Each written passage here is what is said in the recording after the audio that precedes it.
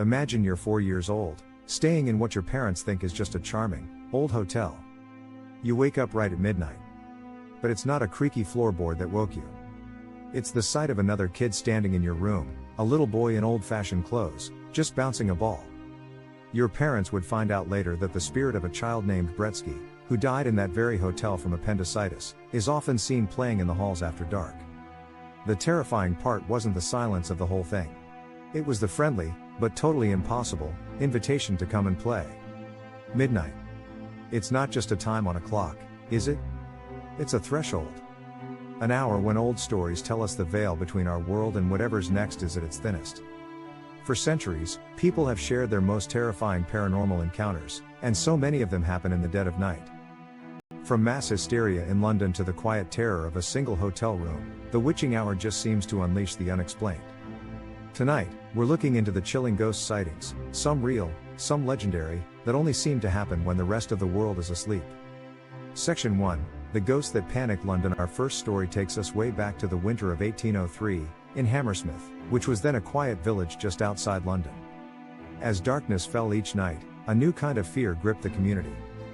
Person after person reported being confronted, and sometimes even attacked, by a tall, ghostly figure in white that was haunting the local churchyard. Some swore it was the ghost of a man who had taken his own life and was buried there. The panic got so bad that armed citizens started patrolling the streets, determined to deal with whatever this thing was. On the night of January 3, 1804, a 29-year-old excise officer named Francis Smith was out on patrol.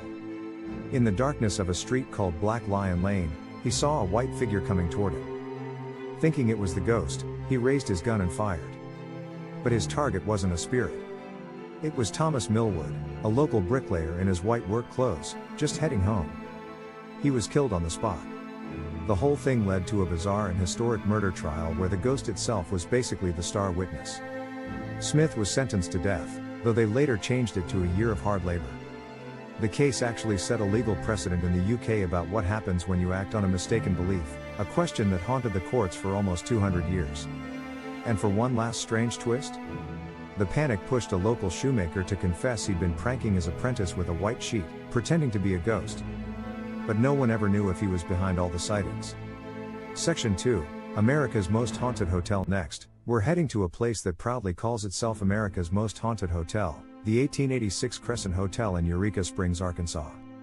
With a history as a luxury resort, a girls' college, and even a fake cancer hospital run by a con man, it's no wonder this hotel has a few spirits who decided to stick around.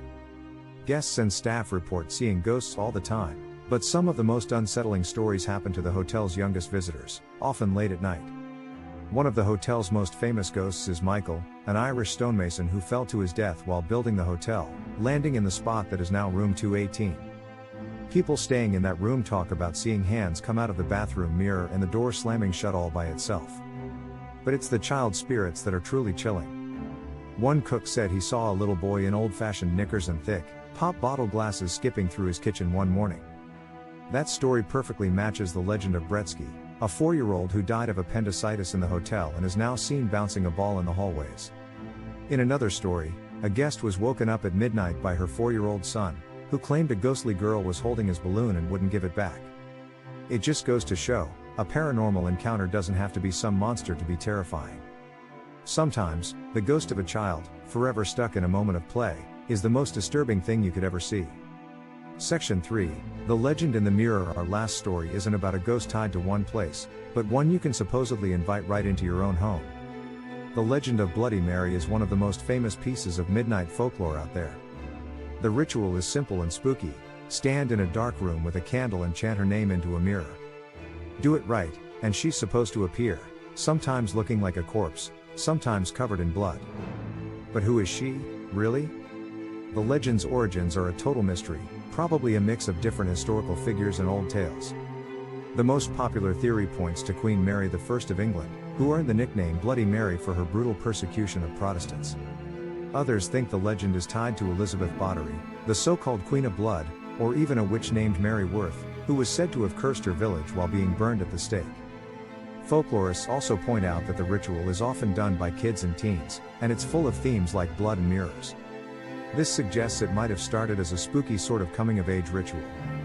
Whatever her origin, Bloody Mary represents a powerful, terrifying idea that a mirror at midnight isn't just reflecting our world, but might be a doorway for something else to cross over.